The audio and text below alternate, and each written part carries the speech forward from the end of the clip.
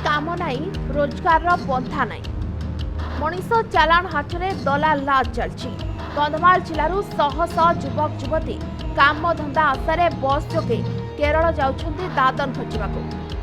कंधमाल जिला रायकिया जी उदयगिरी ब्लॉक रे गाँ गाँ रे लागिछि पोस्टर।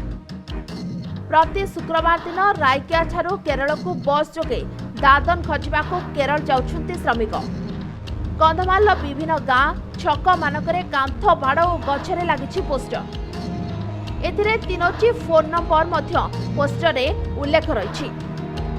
रायकिरिया रे 2टी काउंटर रे केरल जीवा पई टिकेट मध्य कट जाउथबार सूचना आछि। रायकियारो बस बाहरुथिले मध्य ए अंचलर प्राय 60 किलोमीटर परिसर थिबा गाँ गाँ रे पोस्टर मारी दलाल तांको एजेंट को काम रे लगाइछथि।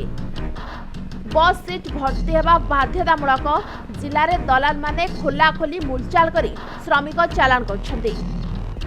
प्रति सप्ताह एठारू एकाधिक श्रमिक बस रे काम करबाकू केरल जाउछन्ति।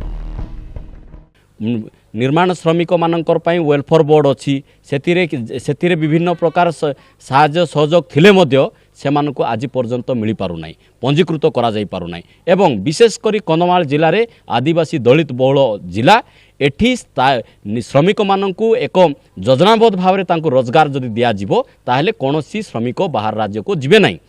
जेहेतु तलदिन मानकरे एठिकार श्रमिक बाहर राज्य को जाई दादन खटिबाक जाई तांकर लाश पहुंची आमे सआकिर देखिछि एवं मु मध्य किछि व्यक्तिगत भाव में किछि लाश को रेस्क्यू करी आनिबार मध्य साहाय्य सहयोग करिछि। एवं तेणु सरकार जदि प्रकृत रे गरीब खटिखिया मूलिया मेहनती मनीषंकर पई कार्य करूचंती प्रत्येक पंचायत रोजगार करिबा पई सेमानकु चिन्हट करंतु एवं सेमानकु रोजगार देबा पई व्यवस्था करंतु। एवं ए जो दादन को नेबा पई जो दलाल गंडे मातिचंती सेमानकु पॉइंट आउट करी तुरंत अरेस्ट करी सेमानकु भीतर को भर्ती करा जाऊ एवं दृढ़ कार्यानुष्ठान ग्रहण करा जाऊ।